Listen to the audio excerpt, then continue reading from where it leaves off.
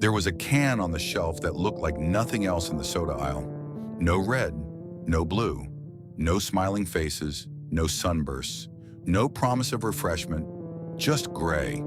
A flat, deliberate gray, with faces staring straight out like mugshots, and words printed on the side that didn't try to sell you anything. Words like, "Don't be fooled into thinking there has to be a reason for everything." The drink inside was hard to describe. Citrusy, slightly spicy, not quite cola, not quite anything. People who tried it remembered it, not because it was great, but because it was specific. There was nothing else that tasted like it. There still isn't. In the summer of 1994, the can was in convenience stores and vending machines in Boston, Seattle, and a handful of other American cities. Teenagers picked it up, read the side, called a toll-free number printed on the label just to hear what would happen. For a few months, it felt like the most honest thing a corporation had ever put on a shelf. Then it was gone. No announcement, no farewell. The machine got restocked with something else, and that was the end of it. How does a company the size of Coca-Cola build something that strange, spend $10 million telling the world about it, and walk away 14 months later like it never happened? This is that story. To understand why OK Soda existed at all, it helps to understand the man who built it, and the particular pressure he was under when he did. In 1993, Sergio Zeman was one of the most complicated figures in American marketing. He had spent years at Coca-Cola as chief marketing officer, and his record was a study in extremes. On one side of the ledger, Diet Coke launched in 1982, which he shepherded from concept to the fourth best-selling soda in the United States almost overnight. On the other side, New Coke, the 1985 reformulation that triggered one of the most furious consumer backlashes in corporate history, protests, phone lines flooded, people pouring cans into sewer gutters on camera. Zeman had his fingerprints on both, the greatest triumph and the greatest humiliation the company had seen in a generation. He left Coca-Cola after New Coke. And then, in 1993, CEO Roberto Goizueta brought him back. It was a decision that raised eyebrows inside the company. But Goizueta had watched Zeman revitalize the visual identity of Diet Coke and Coca-Cola Classic after returning, and he gave him room to move.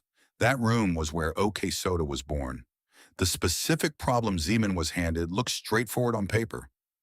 Coca-Cola's internal research showed the company was losing ground with 18 to 24-year-olds. Not catastrophically, but consistently. The generation that had grown up with MTV and Slacker and Nirvana was not reaching for red cans the way their older siblings had. They were suspicious of advertising. They had grown up watching it, cataloging it, learning to see through it. The old language, optimism, energy, refreshment, belonging, landed on them like a foreign dialect. Zeman also had a second piece of research sitting in front of him, something Coca-Cola had quietly commissioned in the late 1980s. It was a study of word recognition across languages, which words and how many tongues were universally understood. The results put Coca-Cola in second place.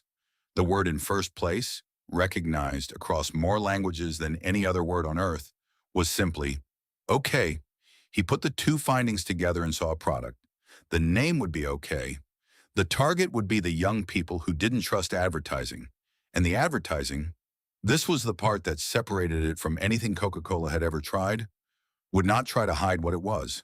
It would be transparent about its own manipulation. It would speak in the same ironic, arms-folded, seen-it-all register as the audience it was chasing. It would, as Coca-Cola's special projects manager Brian Lanahan later explained to Time magazine, under-promise. It doesn't say, "This is the next great thing," Lanahan said. It's the flip side of overclaiming. Zeman promised CEO Goizueta that the drink would capture at least 4% of the American beverage market.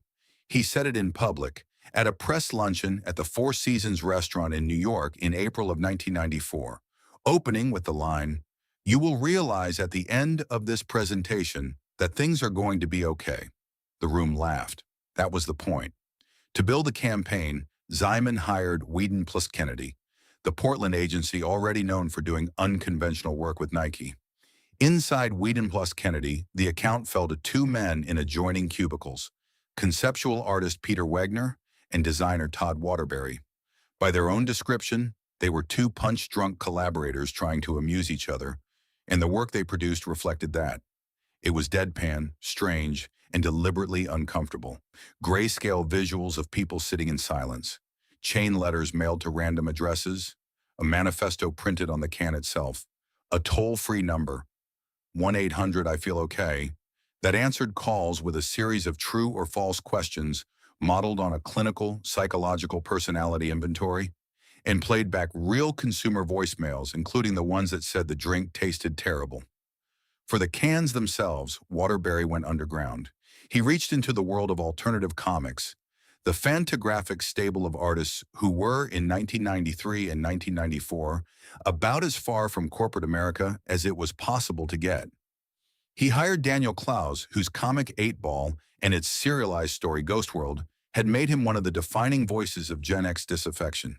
He hired Charles Burns, whose dense black and white work had been running in the legendary comics magazine Raw since the early 1980s and whose imagery felt genuinely unsettling in a way no soda can had ever managed. He also brought in illustrators, Calef Brown and David Cowles. 4 artists, 4 can designs. Every test market would carry all 4. Clowes remembered getting a FedEx package one afternoon, a mock-up of one of his drawings printed on a soda can. He assumed it was some rich executive's private joke. When he called and found out it was a real product, he was skeptical. He told the Believer years later, "I knew full well that what they were trying to do was not possible, that you could not market to cynical hipsters by being cynical and hipsterish. But the money was real, more than he had made on his last 5 books of comics combined. And he took the job. Then quietly he drew his OK Soda mascot with the eyes and nose of Charles Manson. He had signed non-disclosure agreements, he had signed contracts, but as he noted afterward, nothing in the paperwork ever said, "Don't put a mass murderer on the can." So he did, and no one at Coca-Cola caught it before the cans went to print. That detail, an underground cartoonist embedding a serial killer's face into a major corporation's product launch, and the corporation never noticing, says something precise about what OK Soda was. It was a campaign built by people who understood the audience, executed by artists who didn't believe in what they were selling, and overseen by executives who didn't fully understand what they had commissioned. All 3 of those things were true simultaneously, and all 3 of them were visible to anyone paying attention before the first can ever hit a shelf. In the spring of 1994, those cans went into test markets across the country. 8 cities, convenience stores, vending machines, select retailers. A product designed to look like it didn't care whether you bought it or not. The question was whether the people it was designed for would care enough to prove it wrong. Picture a convenience store in Boston in the summer of 1994. Not a big one, the kind with a narrow aisle, a humming cooler along the back wall, and a vending machine near the door that takes a minute to register your dollar. The radio behind the counter is playing something with distorted guitar. The summer outside is hot and heavy, and you're 19 years old, and you have $3 in your pocket, and you're looking for something cold. That's when you see it. Every other can in that cooler is doing the same thing it has always done. Red, blue, silver, the same logos you have memorized since you were 7 years old, the same fonts promising refreshment and happiness and belonging. And then there is this, a gray can, maybe 12 ounces, sitting on the shelf like it wandered in from somewhere else entirely. The face on it is staring straight at you. Not smiling, not inviting, just looking. Flat, still, like a photo from a police file. You pick it up because you don't know what else to do with it. The text wrapping around the can doesn't tell you the drink is great. It doesn't promise you'll feel better after drinking it. Instead, it says things like, "Don't be fooled into thinking there has to be a reason for everything." And OK Soda emphatically rejects anything that is not okay and fully supports anything that is. And the better you understand something, the more okay it turns out to be. These are not slogans. They are something closer to koans. Statements designed not to persuade you, but to unsettle you just enough to keep reading. At the bottom of the can, there's a phone number, 1-800-I-FEEL-OK, you call it. Of course you call it. It's 1994, you have a quarter, and nothing about this can has behaved the way a can is supposed to behave. The line picks up and walks you through a series of true or false questions. The kind of psychological inventory a therapist might use, adapted for a soda promotion. Then it plays back voicemails from other people who called. Some of them say the drink is interesting. One of them says it tastes like carbonated tree sap. Coca-Cola left that one in. This was not how corporations talked to customers in 1994. This was not how anyone talked to customers in 1994. The drink itself was harder to place. Advertisements described it as citrusy and slightly spicy. Regional marketing director Annis Lyles called it all of Coke's products in one can, which was either a selling point or a warning depending on how you heard it. Most people who drank it compared it to what happens when you push every button on a self-serve soda fountain at the same time. A little of everything, cohering into something that tasted specifically like itself and nothing else. Not bad exactly, not good exactly. Strange in a way that felt intentional. And that strangeness was the point. The four can designs, by Close, Burns, Brown, and Cowles, each had its own character. Close's work showed faces looking forward with the particular blankness of people who have stopped expecting anything interesting to happen. Burns brought the dense, ink-heavy style he'd been developing in underground comics for a decade. Figures that seemed to exist in a world where the light came from the wrong direction.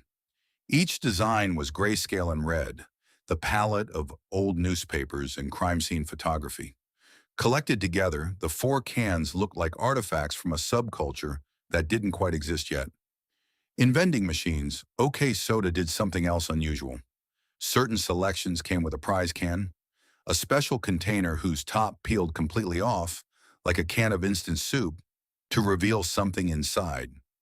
Not a toy exactly, more like a found object. It was consistent with the rest of the brand's logic. Strange, low-key, designed to reward people who paid attention. The advertising that ran on MTV and alternative radio stations leaned into the same aesthetic. No glossy production, no upbeat soundtrack. The spots showed people in mundane situations, sitting, waiting, doing nothing in particular, while a deadpan voiceover delivered fragments of the OK Manifesto. Chain letters with OK Soda themes were mailed to random addresses around the country. Some of them got read on the TV spots. The campaign was doing something that had no real name in 1994, something that would later be called viral or guerrilla or native, except it was doing it in the era of physical mail and landline telephones. Outside the alternative press, mainstream coverage ranged from puzzled to dismissive. Time wrote about it with the slightly baffled tone of a reporter trying to explain a joke they don't quite get. The Washington Post covered it as a curiosity, but in the cities where it was actually available, Boston, Seattle, the Pacific Northwest test markets, something was happening that the mainstream coverage missed. Among the specific demographic OK Soda was built for, there was genuine recognition. Not enthusiasm exactly. Gen X didn't do enthusiasm. But recognition. The cans were being picked up. The number was being called. The designs were being noticed by people who knew exactly who Daniel Close was and understood what it meant that his work was on a Coca-Cola product. It was the summer of 1994. My So-Called Life had just premiered on ABC. Reality Bites was in theaters. Kurt Cobain had died in April. The cultural temperature of that specific American moment was exactly the temperature OK Soda had been designed to match. Anxious, ironic, aesthetically serious, deeply suspicious of anything that tried too hard. What did it mean that the most honest-feeling thing on the convenience store shelf that summer had been engineered by the largest beverage corporation on Earth? For a few months, nobody asked that question too loudly.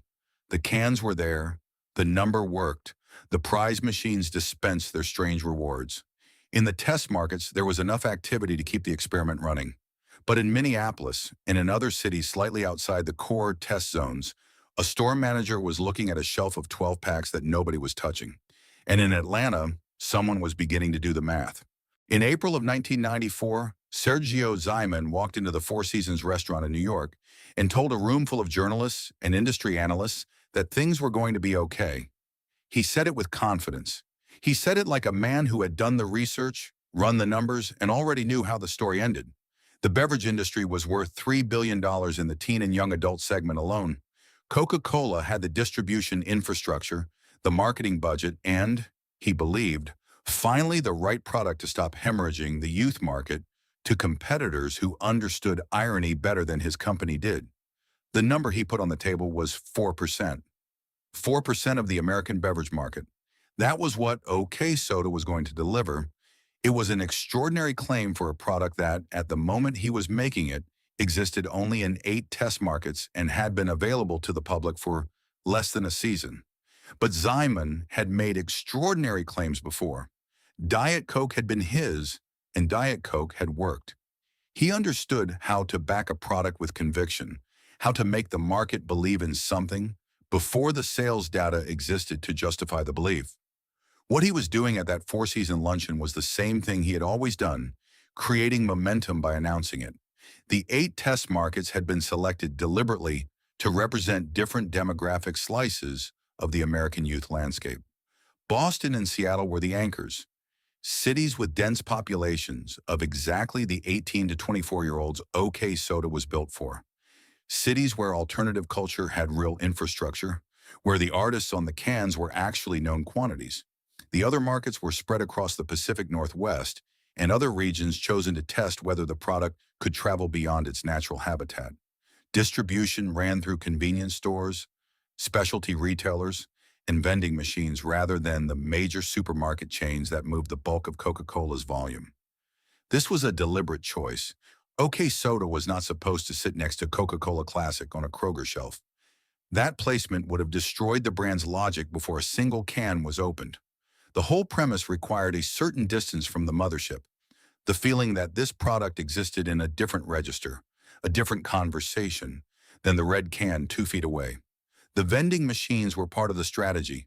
Certain machines carried the prize cans, the ones whose tops peeled completely off to reveal something inside, like a can of condensed soup repurposed as a delivery mechanism for a small, strange reward. This detail mattered more than it might seem. It took an ordinary vending machine interaction, insert dollar, press button, receive beverage, and made it into something slightly unpredictable. You didn't know if your selection would be a regular can or a prize can. That uncertainty was built into the experience on purpose. It was consistent with the brand's entire operating principle.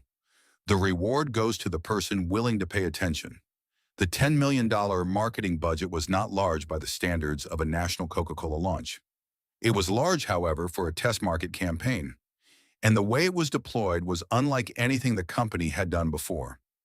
Television advertising ran on MTV and alternative radio outlets rather than network prime time. Print materials appeared in the kind of publications that OK Soda's target audience actually read, rather than the ones with the highest circulation numbers. Chain letters went out through physical mail. The 1-800-I-FEEL-OK line operated as a live feedback mechanism, recording and broadcasting real consumer responses, including negative ones, which meant the campaign was simultaneously an advertisement and a document of its own reception. None of this had a standard template in 1994. Whedon plus Kennedy was building it as they went, and the novelty of the approach generated press coverage that the budget alone could not have bought. Time wrote about it, when PR covered it. The mainstream media treated OK Soda as a cultural phenomenon worth reporting on, which effectively extended the campaign's reach far beyond the 8 test cities where the product was actually available. But there was a structural problem embedded in the design of the whole operation, and it was visible from the beginning to anyone looking at it clearly. OK Soda had been built around a paradox. Its entire identity rested on the claim, implicit in every can design, every slogan, every piece of chain mail, every deadpan MTV spot, that it was not like other corporate products, that it was honest where they were manipulative, that it saw through the language of advertising where they hid inside it. The irony was the product, the transparency was the brand, and the people it was selling that transparency to were by definition the people most likely to notice that the transparency was itself a sales technique. Coca-Cola marketing consultant Tom Pinko put it plainly in an interview with NPR. The target audience, he said, had a lethargy that probably can't be penetrated by any commercial message. He said this as part of an explanation of why OK Soda would work. But he was also, without quite meaning to, describing exactly why it wouldn't. The product was in the market. The cans were on the shelves. The phone number was working. And in Boston and Seattle and the Pacific Northwest test cities, some of the right people were picking it up. But a soda brand is not a zine. It is not a comic. It cannot survive on the appreciation of people who understand the reference. It needs volume. It needs the person who doesn't know who Daniel Close is to reach for it anyway, because it tastes good or because it's cold or because it's there. And that person, the person who just wanted a drink, was looking at a gray can with a blank-faced mugshot on the side and words that didn't make immediate sense. And they were putting it back down. The machine was running, but the machine was running against itself. There is a specific kind of cultural moment that only becomes visible in retrospect. It doesn't announce itself. It doesn't feel, while it is happening, like something that will be remembered. It feels like a Tuesday in July, or a slow afternoon in a convenience store, or a vending machine humming in a dormitory hallway. And then years later, someone describes it, and everyone who was there says, yes, that's exactly what it was like. I was there. I remember. For a narrow slice of American young people in the summer of 1994, OK Soda was one of those moments. Not for everyone, not even for most people in the 8 test cities, but for the specific demographic the campaign had been engineered to reach. The 19-year-olds who read 8 Ball, who had Nevermind in their car, who watched My So-Called Life with the lights off and felt like it was the first TV show that had ever told the truth about being alive. For those people, picking up a gray can with Daniel Close's artwork on the side and reading the words printed there felt like something unusual had happened. Like a corporation had accidentally told the truth. The alternative press responded first. Indie publications and comic zines noticed that Clowes and Burns, artists who had spent years building credibility precisely by staying outside corporate culture, had put their work on a Coca-Cola product. The response was not uniformly positive. Some voices in those communities treated it as a sellout, a betrayal of the underground aesthetic by the 2 most visible figures in it. But even the criticism was coverage, and coverage in those specific outlets reached exactly the readers OK Soda needed to reach. The cans were being photographed. The designs were being discussed in the same spaces where Ghost World was being discussed. For a moment, an artifact of the Coca-Cola Corporation was part of an authentic cultural conversation. The 1-800-I-FEEL-OK line became something beyond a marketing gimmick. People called it not because they expected a sales pitch, but because they were genuinely curious what would happen. The psychological inventory, the true or false questions modeled on a clinical assessment tool, struck callers as funny and strange and vaguely unsettling in a way that felt right for 1994. And then the voicemails played back. Real people saying real things, including the ones who said it tasted terrible. Coca-Cola broadcasting its own negative reviews on a promotional hotline was the kind of move that, in the context of that summer, felt genuinely radical. It had the texture of honesty. It felt like something a corporation was not supposed to do. Todd Waterbury, the Whedon plus Kennedy designer who had built the visual identity of the campaign, described what he was going for as a more relevant version of optimism. It was an interesting phrase. Not happiness, not excitement, not the aggressive positivity of a Mountain Dew commercial or the warm communal glow of a Coca-Cola holiday ad. Just the idea that things were going to be okay, which in the specific cultural moment of 1994, with its particular weight of grief and irony and low-grade exhaustion, was its own kind of radical proposition. The slogan printed on the cans, "Things are going to be okay," had been chosen carefully. It acknowledged that things were not currently great.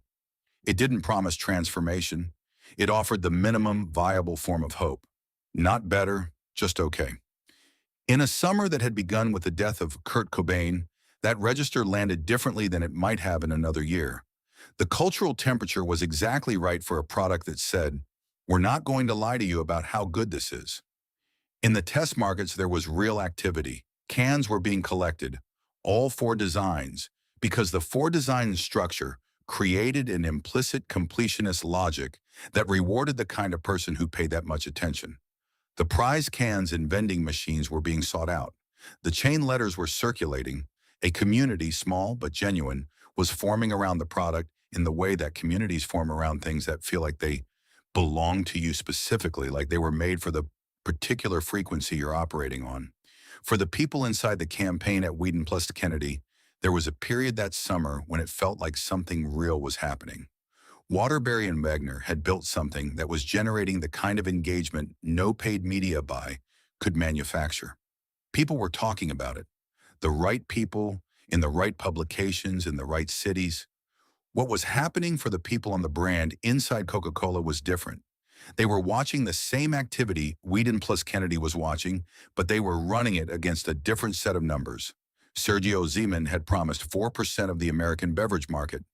The market in teen and young adult soft drinks was $3 billion. 4% of that was not a cult following in 8 cities. It was a national business. And the gap between what OK Soda was generating in the summer of 1994 and what it needed to generate to justify its own existence was not a gap that authentic cultural engagement was going to close. The people who loved it, but there weren't enough of them. And the people who didn't love it, the majority of customers in the test markets, the convenience store shoppers who weren't looking for a reference they'd need to recognize, the thirsty people who just wanted something cold, were putting it back on the shelf. In Minneapolis, a retailer was watching a case of 12-packs sit untouched. He would later tell the Washington Post that he had not sold a single one. The summer that had felt, for a moment, like the right kind of strange was ending. And autumn was bringing a different kind of accounting. The numbers started coming in during the fall of 1994, and they were not 4%. In none of the 8 test markets did OK Soda capture more than 3% of the local beverage market. In some locations, the number was lower. In the Minneapolis area, at least one retailer had failed to move a single 12-pack at the height of the campaign. The vending machines were doing modest business in Boston and Seattle. The core markets, the cities where the target demographic actually lived in the density the product required.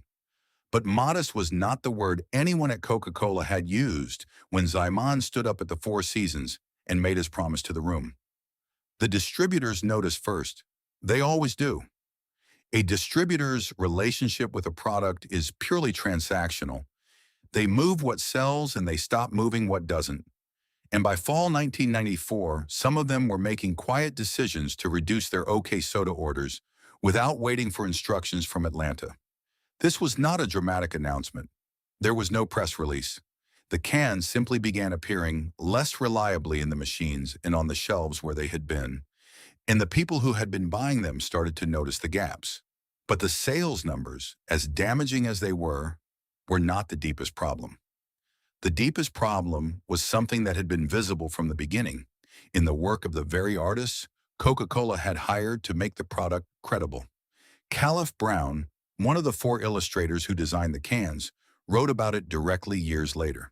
The advertising campaign, he said, had overshadowed the product itself, which in his assessment did not taste good. This was not a minor observation. Brown had been inside the project.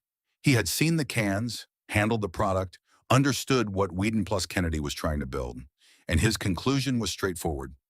The thing in the can was not good enough to carry the weight of what the campaign was asking it to carry. The flavor problem was real, and it was being documented in real time on the 1-800-I-FEEL-OK hotline that Coca-Cola had set up as a transparent feedback mechanism. Callers were describing the drink as carbonated tree sap, as the result of pushing every button on a soda fountain simultaneously, as something that tasted like a chemistry experiment that had gone sideways in an interesting but ultimately undrinkable direction. Coca-Cola had made the strategic decision to broadcast these negative reviews as proof of the campaign's honesty, which meant the brand was actively amplifying evidence that its own product wasn't worth buying. This was the first crack, and it ran through the foundation. A product that acknowledges it might not be good is not being brave. It is removing the last reason a casual customer has to take a chance on it. The second crack was structural, and Daniel Close had seen it before the first can was printed. Close told The Believer in 2014 that he had known from the start that what Coca-Cola was attempting was not possible. You cannot, he said, market to cynical hipsters by being cynical and hipsterish. The logic defeats itself the moment it is deployed at scale, because the people it is aimed at are precisely the people trained to recognize that logic as a sales technique. Gen X had grown up watching advertising evolve. They had watched brands learn to speak their language, co-opt their music, use their cultural references to sell them things. By 1994, the ironic anti-ad was not a new form. It was a recognized form. And a recognized form is a form that has already lost its power to surprise. Coca-Cola marketing consultant Tom Pinko had articulated this problem to NPR himself in an interview meant to explain why OK Soda would succeed. The target audience, he said. Claude's response was interrupted. Try again, you said. Chapter 7. Chapter 726. Th. 6 Claude responded. He possessed a lethargy that probably can't be penetrated by any commercial message. Possessed a lethargy that probably can't be penetrated by any commercial message. He said it as a diagnosis of the market. He did not seem to fully register that he was also describing the ceiling of his own campaign. The third crack was the one nobody talked about publicly, but that everyone in the convenience stores and vending machine corridors of the test cities understood instinctively. OK Soda had been designed for a specific kind of person, someone literate enough in underground comics to recognize Close and Burns, ironic enough to appreciate the deadpan manifesto on the can, engaged enough to call a toll-free number and answer psychological inventory questions for a soda promotion. That person existed, but that person was not a mass market. That person was, by definition, a niche. And Coca-Cola did not build niche products. Coca-Cola built products that sold 30 billion cases a year. The gap between what OK Soda actually was, a cult object with genuine appeal to a small, specific audience, and what it needed to be to justify its existence inside the world's largest beverage company was not a gap that more marketing could close. It was architectural. It was built into the brief. By the end of 1994, the experiment was effectively over. The product was still technically available in the test markets, but the energy had gone out of it. The distributors were pulling back. The press had moved on. The alternative publications that had covered the launch with genuine curiosity had found other things to be curious about. And in Atlanta, the people running the numbers were having a different kind of conversation than the one Zyman had been having at the Four Seasons 8 months earlier. The question was no longer whether OK Soda would reach 4% of the American beverage market. The question was how long Coca-Cola would continue funding a product that had sold 1 million cases in 14 months in a company that moved 83 million cases on an average day. There is a particular kind of corporate failure that is more interesting than most because it cannot be explained by incompetence. Nobody involved in OK Soda was incompetent. Sergio Zyman was one of the most accomplished marketing executives in the history of the American beverage industry. Whedon plus Kennedy was one of the best creative agencies in the country. Daniel Close and Charles Burns were genuine artists at the height of their powers. Todd Waterbury and Peter Wegner built a campaign that was, by almost any aesthetic standard, remarkable, original, coherent, and years ahead of the techniques that would become standard practice in digital marketing. And yet it failed completely, not partially, not almost, completely. Understanding why requires looking at the decisions that were made, not the bad ones, because there weren't many obviously bad ones, but the structurally impossible ones, the ones where the logic was internally consistent, but the premise was wrong from the start.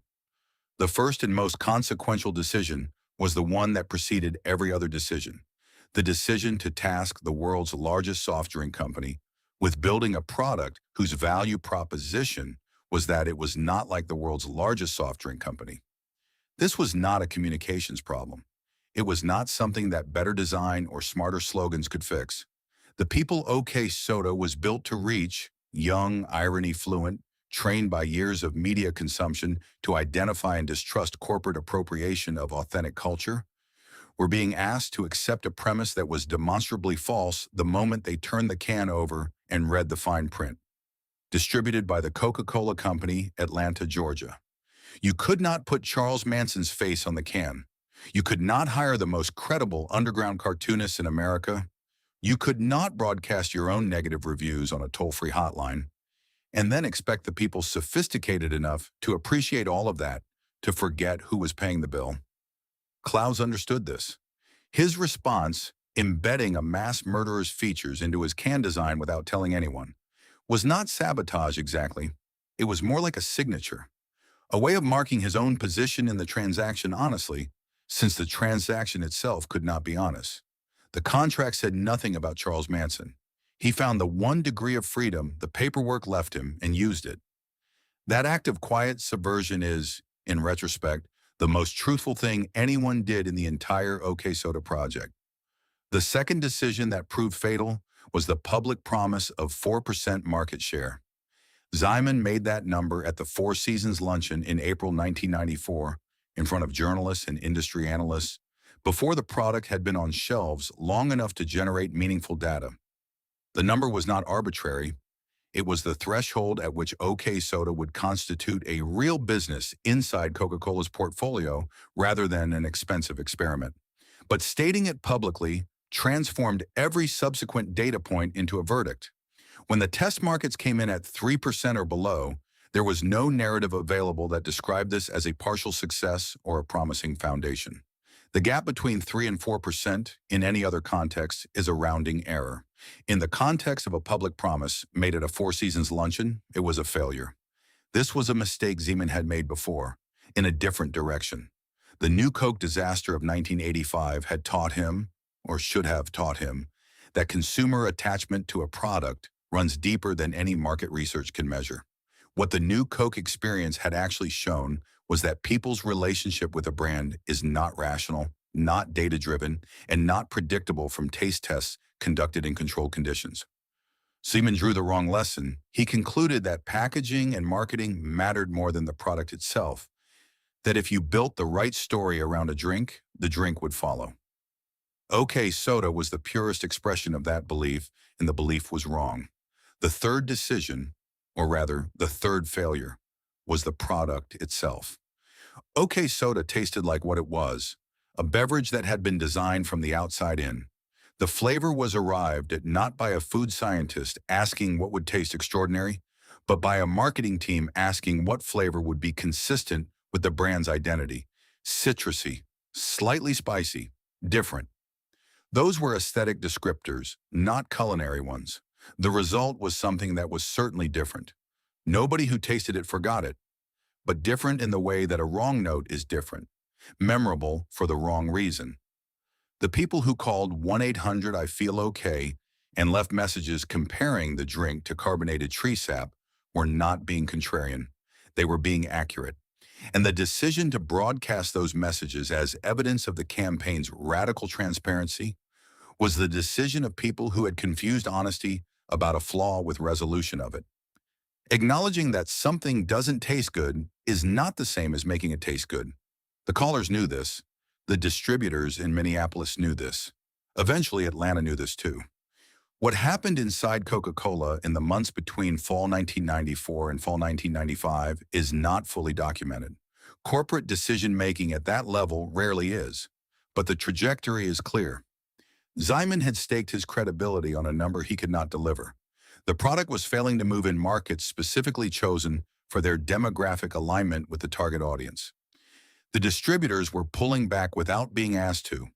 The press had stopped treating OK Soda as a phenomenon and started treating it as a case study. At some point in that period, someone in Atlanta made the call.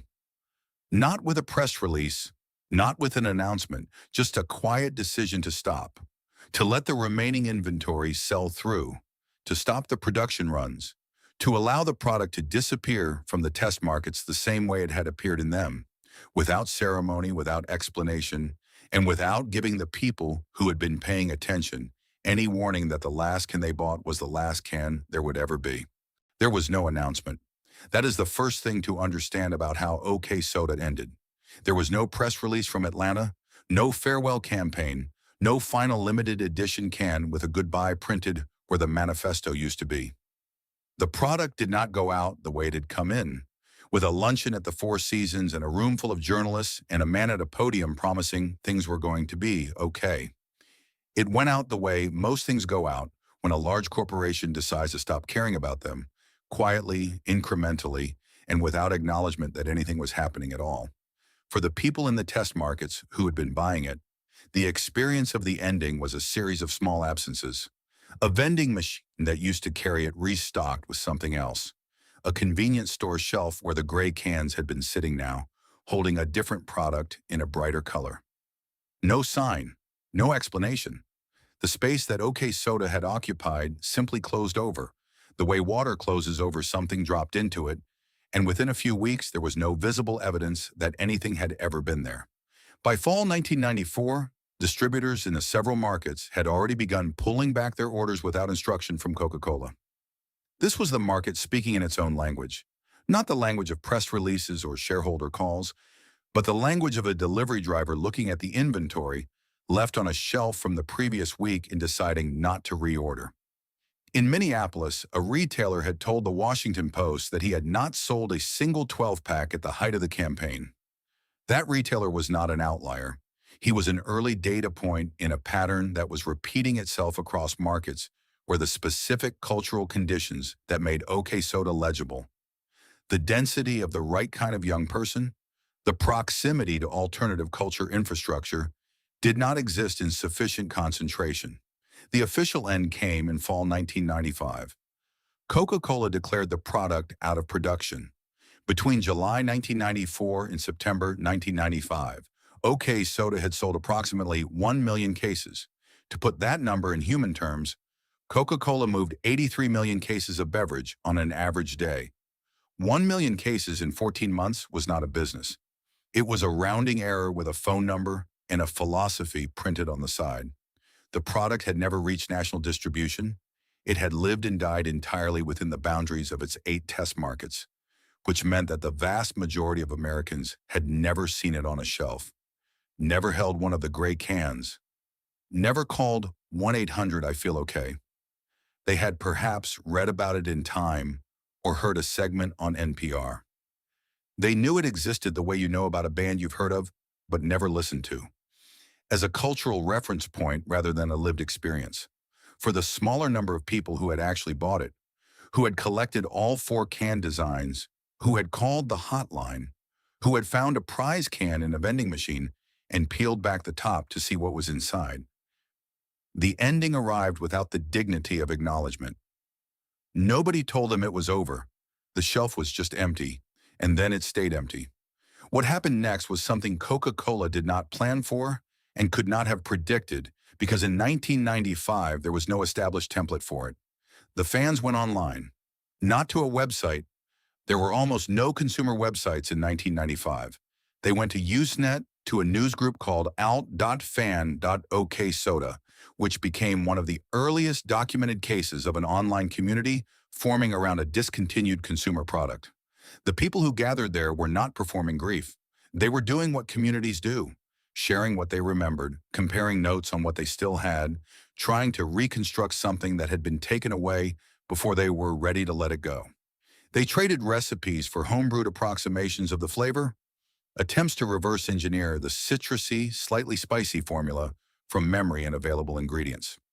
They sold and traded intact cans, unopened, which were already becoming scarce enough to have collector value.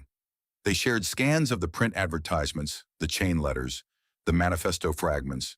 They discussed, at length and with genuine analytical seriousness, why it had failed, why something that had felt so specifically right for its moment had not been able to survive inside the corporation that created it. The eBay market for original OK Soda cans developed slowly but consistently through the late 1990s. An intact, unopened can in good condition from the original 1994 run became a sought-after object, not because of nostalgia in the conventional sense, but because the cans themselves were genuinely well-made artifacts. The artwork of Close and Burns had not diminished in cultural value. If anything, as both artists went on to greater recognition, Ghost World became a film in 2001, Burns's Black Hole was completed in 2005. The cans they had designed for a failed Coca-Cola experiment became more interesting, not less. They were documents of a specific moment, a specific miscalculation, a specific and unrepeatable collision between underground culture and corporate ambition. In 1997, 2 years after OK Soda was discontinued, Christopher Guest released Waiting for Guffman, a mockumentary about small-town theatrical ambition that has nothing to do with soft drinks. But in several shots, visible in the background of scenes set in a local store, there is an OK Soda vending machine bearing Daniel Close's artwork. Guest had not put it there as a commentary. He had put it there because it was a recognizable artifact of a specific recent American moment. The kind of prop that places a scene in its time the way a particular car model or a specific magazine cover does. OK Soda had become, within 24 months of its discontinuation, a period detail, a shorthand. The kind of thing you put in the background of a 1990s set scene to tell the audience exactly where and when they are. That transition from active product to cultural artifact usually takes decades.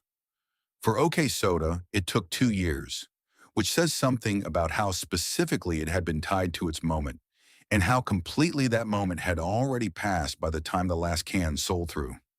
The factory workers who might have been affected by the discontinuation were spared the worst of it, because OK Soda had never been large enough to require dedicated production infrastructure.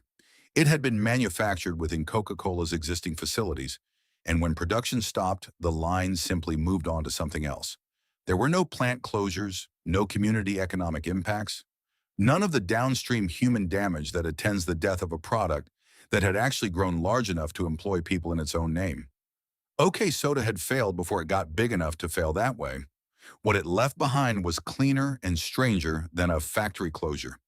It left behind objects, 4-can designs by 4 artists, some of them now worth more than the artists were paid to create them, a toll-free number that no longer connected to anything, a manifesto that had been printed on the side of approximately 1 million cans and was now available only in scans passed between collectors. A news group that would stay active for several years before the conversation gradually slowed and stopped, the way conversations do when the thing that started them recedes far enough into the past. And it left behind a question that nobody at Coca-Cola had publicly answered, and that the people on altfan.OK Soda were still working through in the late 1990s, long after the cans had stopped being made. The question was not why it failed. That part was understandable. A product with a self-defeating premise, a mediocre flavor, and a built-in ceiling on its addressable market was always going to fail inside a corporation that needed it to succeed at national scale.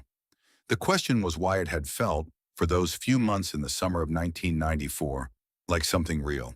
Why a gray can with a manifesto and a toll-free number and the artwork of 2 underground cartoonists had generated the specific feeling, rare, difficult to manufacture, impossible to fake, that something was being said honestly. Why the most authentic feeling thing on the convenience store shelf that summer had been made by the least authentic entity imaginable. That question did not have a clean answer in 1995. It still doesn't. The shelf where OK Soda had been did not stay empty for long. It never does. The convenience store economy does not pause to mark the passing of a product. A distributor arrives, a new case goes in, and whatever had been there before is replaced by something that takes up the same physical space without carrying any of the same weight. In the test market cities where OK Soda had lived its brief life, the gray cans were succeeded by products that had no interest in being strange.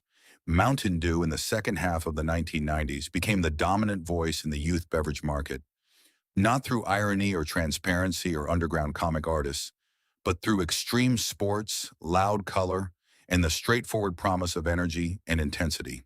It was everything OK Soda had refused to be. It sold in quantities OK Soda could never have imagined. Fruitopia, the other Zeman creation, launched the same year as OK Soda with a very different philosophy, outlasted its sibling by several years. Where OK Soda had leaned into apathy, Fruitopia leaned into earnest New Age optimism, positioning itself as a drink for mind, body, and planet in the Snapple-adjacent wellness language that was finding real purchase with young consumers in the mid-1990s. Fruitopia was not cool in the way OK Soda had briefly been cool, but it tasted better. It made a simpler promise, and it did not require its customers to already understand the joke before they could enjoy the product. It survived. OK, Soda did not. Sergio Zeman left Coca-Cola in 1998. The following year, he published a book called The End of Marketing as We Know It, which argued that marketing needed to be purposeful and results-driven rather than creative for its own sake, that the industry had become too enamored of clever campaigns that won awards and generated press coverage but did not move product. It was, in certain lights, a self-critique. The OK Soda campaign had been clever. It had generated press coverage. It had not moved product. Zeman did not dwell on this in the book. But the thesis of The End of Marketing as We Know It reads differently when you know that the man who wrote it had spent $10 million on a campaign that sold 1 million cases and then quietly walked away. The alt.fan.OK Soda news group stayed active through the late 1990s, a small and dedicated community keeping the conversation alive in the years before social media gave every discontinued product its own Facebook group and Reddit thread and Instagram account. The people there were not numerous, but they were specific. The kind of people who had been the product's actual audience, who had understood what it was trying to do, and had found value in it, even when the value was not the value Coca-Cola had been trying to sell. They traded cans and recipes and memories. They argued with the particular seriousness that internet communities of that era brought to niche subjects about what OK Soda had meant and why it had failed. The collector market for original cans developed steadily. By the early 2000s, an intact, unopened can from the 1994 run in good condition was commanding real money on eBay. Not hundreds of dollars, but enough to signal that the object had transcended its original commercial context and entered the category of cultural artifact. The artwork of Close and Burns appreciated in parallel with the artist's own reputations. When Ghost World was adapted into a film by Terry Zwigoff in 2001, a new generation encountered Close's work for the first time, and some of them went looking backward through his catalog and found, to their surprise, that his art had once appeared on a Coca-Cola product. The cans became a footnote in the Close biography, a strange one, which suited the artist's sensibility exactly. The broader industry lesson that OK Soda was supposed to teach remained contested.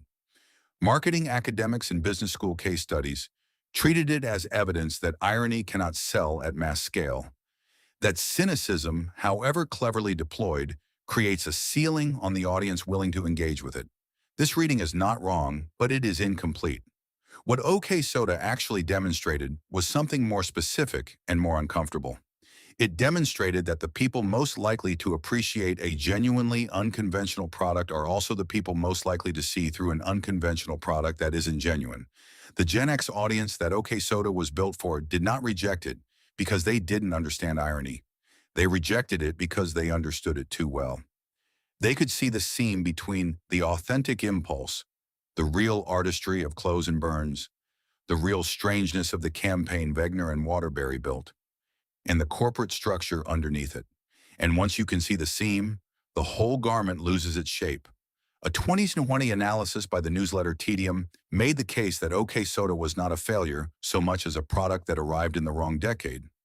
Everything it did, so the transparent anti-advertising, the self-referential irony, the commissioning of credible cultural figures to lend authenticity to a mass product, the invitation to participate in the brand's own critique, is now standard practice.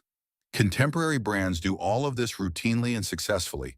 The difference is that in 2020, those techniques had been normalized by 25 years of internet culture, by the collapse of the distinction between authentic and commercial, by a media environment in which irony had become the default register rather than a subversive one. In 1994, those techniques were still legible as manipulation. By 2020, they were just marketing. Whether that represents progress is a question worth sitting with. What OK Soda understood about its audience, their sophistication, their suspicion, their genuine appetite for something that didn't condescend to them, was accurate. What it could not solve was the impossibility of delivering that something from inside the building on North Avenue in Atlanta, where Coca-Cola made its decisions. The insight was real. The vehicle was wrong. And no amount of gray paint on the cans could change the address on the label. Go back to that convenience store one more time. It is the summer of 1994. The cooler hums along the back wall. Someone has left the door open too long, and the cold air is bleeding out into the afternoon heat. You are 19 years old, or 22, or 25, and you have been alive long enough to know that most things being sold to you are not what they claim to be. You have watched enough commercials, read enough magazine ads, absorbed enough of the ambient noise of American consumer culture to have developed a working immunity to it. You know the moves, you can see them coming, and then there is this gray can. It doesn't ask you to feel good. It doesn't promise you belonging, or energy, or the life you could be living if you made different choices at the register. It says in plain language that things are probably going to be okay. Not great, not transformed, just okay. And it prints a philosophy on its side that reads less like advertising copy and more like something someone wrote at 2 in the morning when they were trying to work something out. You pick it up, you read it, you turn it over in your hand and look at the face staring back at you. Flat, still, not performing anything for your benefit. And for a moment, in a summer that had already given you more reason than most to be suspicious of things that promise too much, it feels like the most honest object in the room. That feeling was real. It was not manufactured, or rather, it was manufactured technically by a corporation in Atlanta with a $10 million budget and a creative agency in Portland. But the feeling itself was real. The artistry was real. Clowes and Burns brought genuine vision to those cans, the kind of vision that does not diminish because the client had a logo. Wegner and Waterbury built something at Whedon plus Kennedy that had actual coherence, actual intelligence, actual care in its construction. The 1-800-I-FEEL-OK line, the chain letters, the prize cans in the vending machines, the psychological inventory questions. These were the work of people who were genuinely trying to make something worth paying attention to. They succeeded at that, even as the business failed completely around them. What OK Soda could not survive was the gap between what it was and what it needed to be. It needed to be a mass market product. It was a cult object. It needed to generate 4% of the American beverage market. It generated genuine affection in a small number of the right people in 8 cities. It needed a flavor that could carry a casual customer back to the shelf a second time. It had a flavor that was specific and strange and difficult to describe, and for most people who tried it, not quite good enough to justify another dollar. These gaps were not closable. They were not the result of bad decisions that could have been made better. They were the result of an impossible premise, that a company the size of Coca-Cola could make something that felt like it came from outside the system. The artists understood this. Clowes said so directly. The creative directors at Whedon plus Kennedy understood it. In the way that people understand things, they choose not to say out loud because the project is interesting and the money is real, and maybe against all logic it works. It didn't work, but it left something behind that most things which work do not leave behind. It left behind objects that people kept, not because they were valuable in the conventional sense, but because they were evidence of something, of a specific American cultural moment, a specific tension between authenticity and commerce, a specific generation trying to figure out whether it was possible to want things sincerely in a world that had taught them to want things ironically. The gray cans with the underground art and the manifesto text are documents of that negotiation. They are more interesting as documents than they ever were as beverages. They are also, in the most literal sense, a record of what it felt like to be young in 1994 in a particular kind of American city. The feeling of picking up something cold in a hot summer and reading words on the side of it that seemed to know what you were thinking. That feeling does not require the product to have been good. It does not require the experiment to have succeeded. It requires only that the moment was real, and the moment was real. Somewhere tonight, there is someone in their 50s who picked up a gray can in Boston or Seattle in the summer of 1994, and who still remembers the specific weight of it in their hand, the specific gray of the label, the specific way the words on the side made them feel like something was being said honestly. They probably remember that it tasted strange. They probably remember calling the number, or thinking about calling the number, or reading the manifesto text out loud to someone standing next to them at the cooler because it was too odd to keep to themselves. They remember it not because it was great. They remember it because it was true to something, true to the particular mood of that particular summer, true to the suspicion they carried about the world of things being sold to them, true to the feeling that every now and then, in the middle of the ordinary commerce of American life, something appears on a shelf that was not supposed to be there. Okay, soda was not supposed to be there. That is why it still matters that it was.